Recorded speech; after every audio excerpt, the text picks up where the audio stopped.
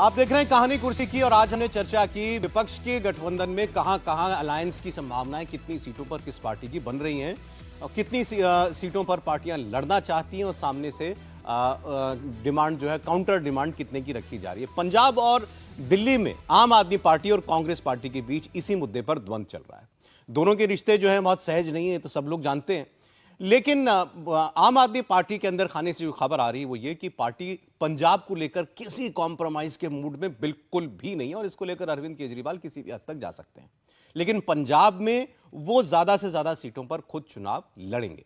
एक जिसकी चर्चा चल रही है मीडिया के अंदर एक फॉर्मूले की कि 13 सीटों में 8-5 का फॉर्मूला हो सकता है और आम आदमी पार्टी मिनिमम 8 सीटों पर चुनाव लड़ना चाहती है। लेकिन अगर आप फिर देखें यहां पर दावेदारी, तो 2019 में 8 सीटें और 40% वोट कांग्रेस पार्टी के पास था। 2022 में विधानसभा का चुनाव हुआ तो टेबल बिल्कुल बदल चुकी थी और यहां 42% वोट आम आदमी पार्टी को मिला था। तो उसको लगता है कि हमारी पहली दावेदारी है, विधानसभा में हमारे पास अकूत संख्या बल है इस लिहाज से। लेकिन अरविंद केजरीवाल के लिए रेड लाइन है पंजाब। प्रोफेसर साहब, थोड़ा पहले एक बार महाराष्ट्र पर अच्छा, वो आप उस पर टिप्पणी करना चाह रहे थे। देखिए, राहुल गांधी और पूरी कांग्रेस पार्टी को कृतज्ञ होना चाहिए शरद पवार के प्रति, क्योंकि शरद पवार वो शख्स हैं जिन्होंने उद्धव ठाकरे की पार्टी को पूरी तरीके से निपटा दिया। और निपटाया इसलिए क्योंकि वो चाहते थे कि महाराष्ट्र की राजनीति में दो ही खेमा रह जाए। कांग्रेस पार्टी जहां चौथे पायदान पे थी, ऐसी जगह से उसे दूसरे पायदान आने की क्षमता खत्म हो जाती है। तो वो चाहते थे कि ये बाइपोलर कॉन्टेस्ट आने वाले दिनों में है, जिसका दूसरा खेमा जो है, जिसका नेतृत्व शरद पवार कर रहे हैं।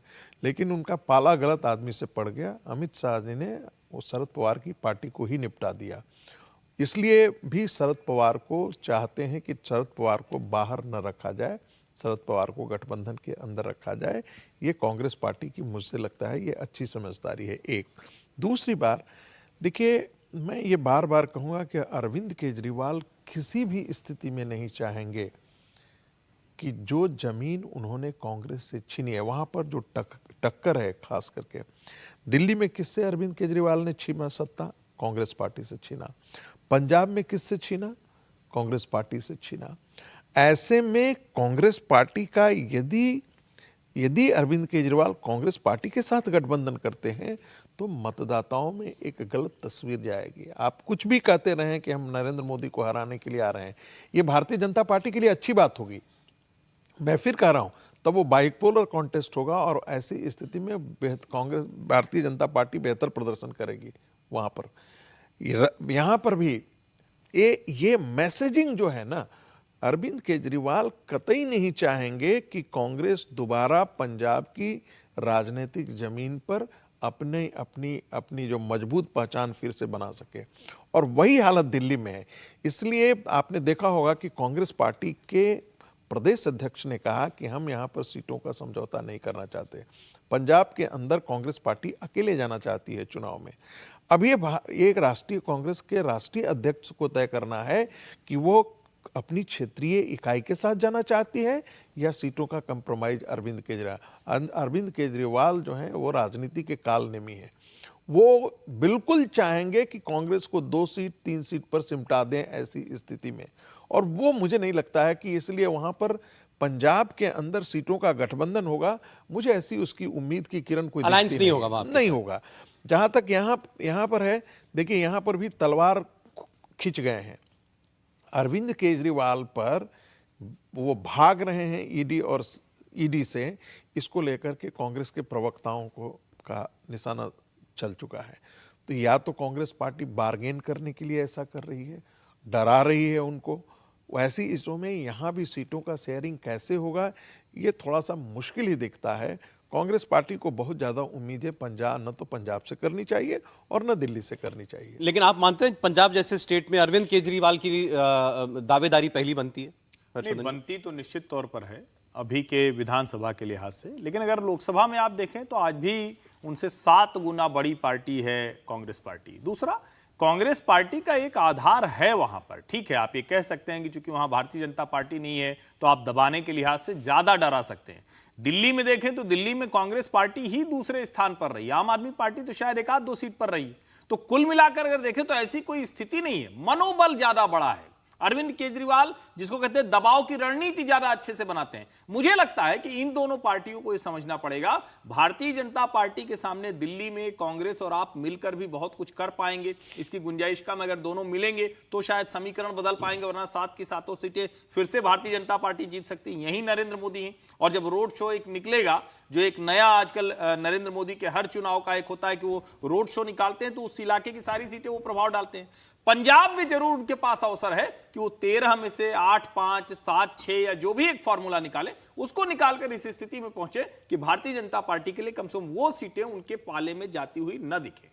लेकिन आप क्योंकि आज ही खबर आई है कि शिरोमणि अकाली दल के साथ वो फिर से भारतीय जनता पार्टी ने थोड़ा सा समीकरण साधना शुरू कर दिया है। सुनील जाखड़ भी उससे कह रहे हैं कि वो अकाली दल तो होनी चाहिए, राष्ट्रहित में होनी चाहिए। तो जब राष्ट्रहित आता है तो खालिस्तानियों के समर्थन के आरोप वाली पार्टी कौन होगी, ये सब भी सवाल उठेंगे। नहीं, बात सही है। कोई केरल जैसी स्थिति नहीं है कि हम ही हमें, मतलब कि आप और कांग्रेस कोई आपस में ही तय करना है। वहां पर सामने अगर आपने मौका दिया तो सामने वाला बैठा है आपके सामने। और निश्चित रूप से और आम आदमी पार्टी को बहुत ज्यादा मजबूत अगर ये मान के चल रही है कि पंजाब में उसका बहुत जनाधार है, तो आप देखिए जालंधर उपचुनाव सीट जो एक आम आदमी पार्टी ने जीती है वो कांग्रेस का कैंडिडेट 48 घंटे पहले उस पार्टी में लेके आई आम आदमी पार्टी कांग्रेस के नेता को, उसको लोकसभा का जालंधर उपचुनाव का टिकट दिया और वह वहां से जीता। तो उसका खुद का भी वहां पर एक ग्राउंड है, इस बेस पे जीती है।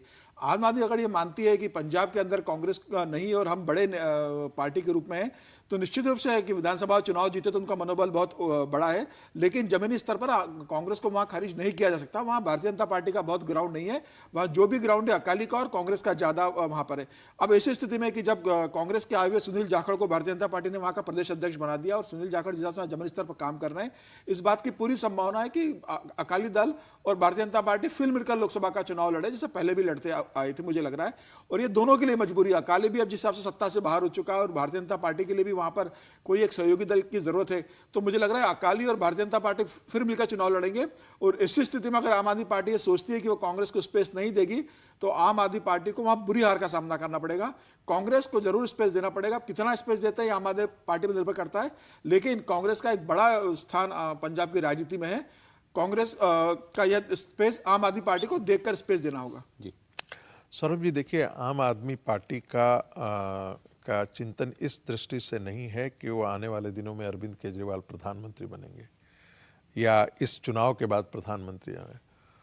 आम आदमी पार्टी की सोच इस दिशा की तरफ है कि पंजाब के अंदर हम कम से कम कांग्रेस को दोबारा उभरने नहीं थे।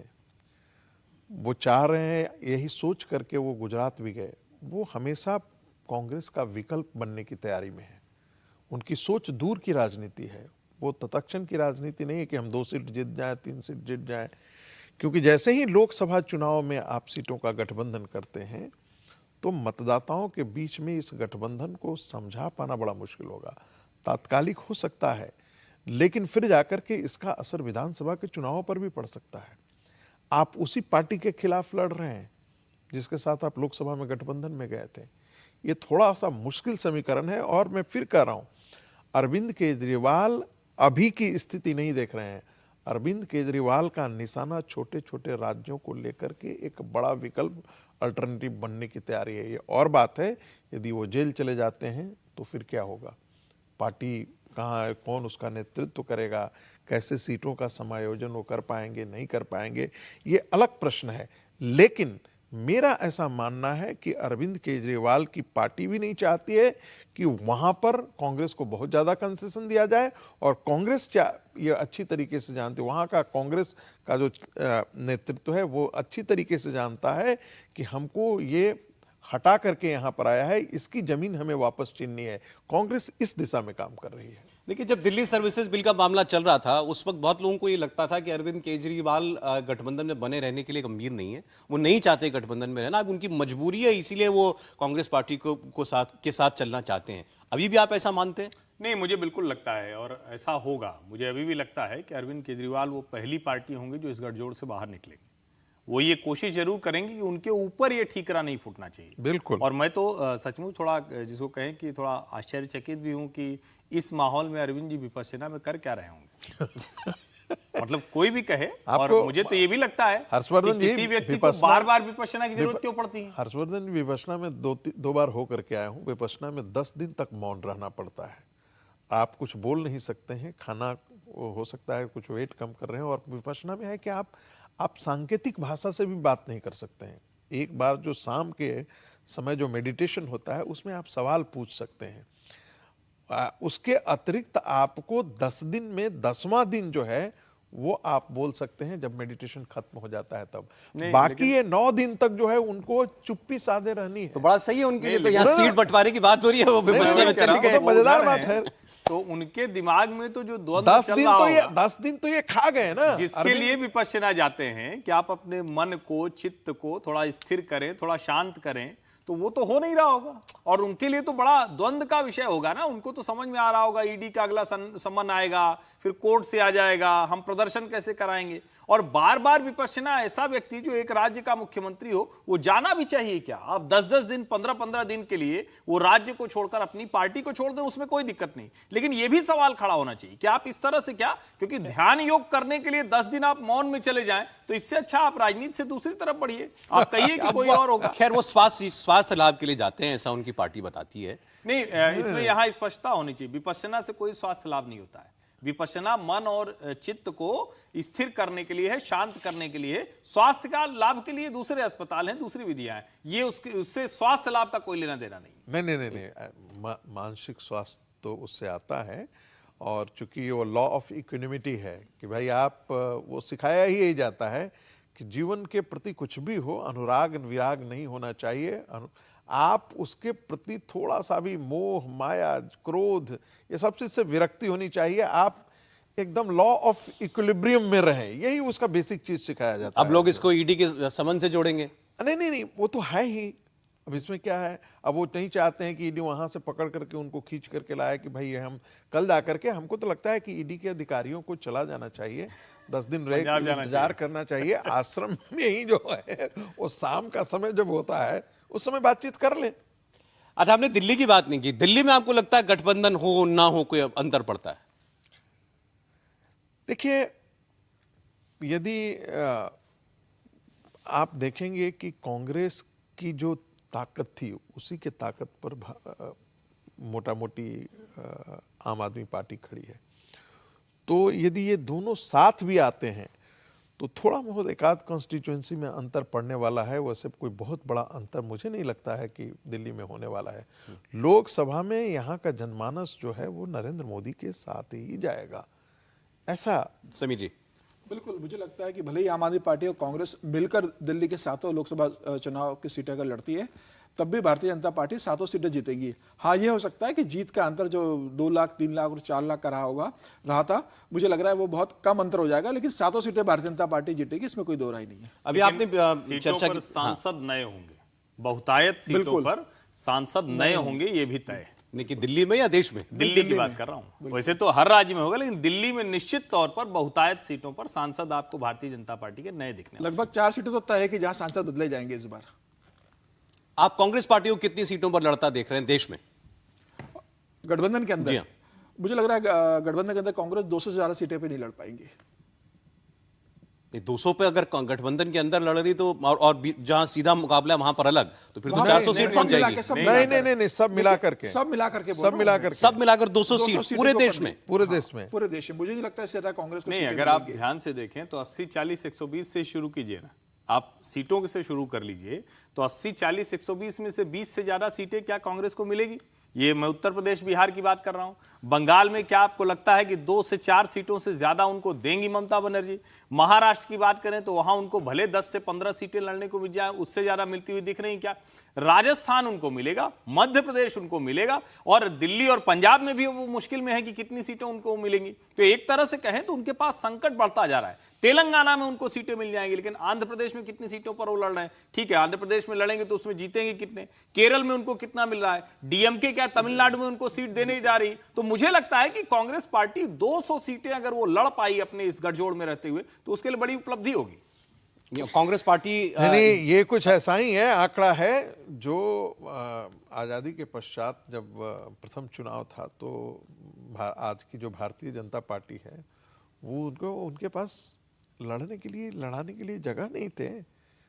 160, 163, 175 ऐसे ही सीटें लड़ा करती थी भारतीय, पूरे सीटों पर नहीं चुनाव लड़ती थी, क्योंकि कार्यकर्ता नहीं थे, नेटवर्क नहीं था, पैसे नहीं थे। ये सारे संकट से आज के दिन में कांग्रेस पार्टी भी जूझ रही है।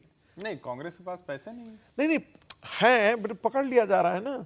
क्राउड फंडिंग कर रही है कांग्रेस पकड़ पार्टी। लिया यार, ये वाला खतरा तो है, पकड़ लिया है। हालांकि रघुराम राजन कह रहे हैं कि उनको भाजपा को चेक से मिल जाता है, इसलिए इनको कैश मिल रहा है। नहीं, कांग्रेस जैसी पार्टी को लोगों से चंदा मांगना पड़ रहा है, वेबसाइट बना करके उनको डोनेशन लेनी पड़ रही है। टाइम्स ऑफ इंडिया ने एक बार बहुत अच्छे, जिक्र नहीं करना चाहिए किसी अखबार का, एक बार एक राष्ट्रीय दैनिक ने बड़ा इसकी रिपोर्टिंग की थी कि ये ट्रेंड बताता है, फंडिंग बताता है। देखिए, कॉरपोरेट बेवकूफ़ नहीं हुए, कॉरपोरेट जानता है दाव किस पर लगानी है।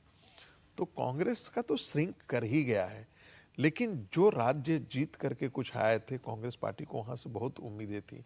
यदि छत्तीसगढ़ कांग्रेस जीत गई होती, यदि राजस्थान जीत गया होता, तब आप देखते हैं ये किस प्रकार का मैंने पैसों की बारिश रहती, बहुत मालोमाल रहते और फिर ये बेहतर तरीके से चुनाव लड़ते। नहीं, पैसे के लिहाज से तो बेंगलुरु, हैदराबाद अब उनके पास है, तो सबसे बड़े जो बड़े एटीएम्स हैं वो तो उनके पास हैं। नहीं है वो एटीएम, लेकिन उस पर आईटी के नजर है उस पर। आप ये मत समझिएगा, आज के दिन में आईटी की नजर जो है ना वो वैसे ही है जैसे बिग बॉस के अंदर जो है ना उसका कैमरा जो है हर समय लगा हुआ रहता है।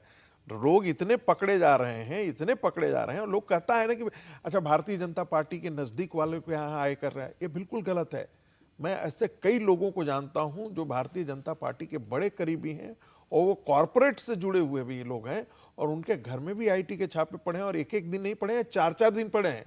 यहीं पर आपको नोएडा में पड़े हैं। सौरभ जी मुस्कुरा रहे हैं, जानते भी हैं अच्छी तरीके से। मुस्कुरा रहा हूं कि राहुल गांधी मेरे सामने दिख गए, टीवी पर चल रही इनकी तस्वीर। ये बात वो सुनेंगे तो क्या कहेंगे कि बीजेपी वालों के घर भी छापा पड़ता है। नहीं, ये तो खैर वो जानते ही हैं। कर्नाटक में 8 करोड़ रुपया भाजपा विधायक के यहाँ मिला, भाजपा उसके साथ नहीं खड़ी हुई, बिल्कुल नहीं खड़ी हुई।